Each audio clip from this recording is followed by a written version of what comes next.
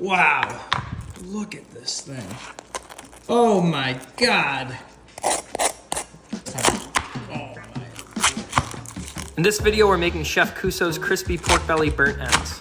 Use a knife to make small holes in the skin of the belly and let it sit in your fridge just like that for 2 days. Now take the meat and cut it into 2-inch cubes, making sure to keep the skin intact. Season the meat with a barbecue rub of choice. Now flip it over and brush the skin with a layer of white vinegar. This will help dry it out.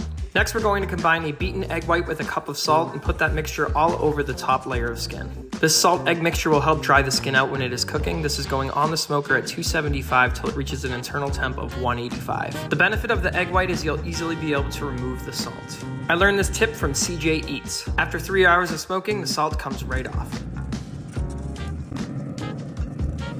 At this point, the skin is still nice and soft. We're gonna poke some more holes into it and then get it in the oven on convection roast at 450 degrees for 40 minutes. I then finished by flame broiling it for 3 minutes to get the crispiest skin that I have ever made.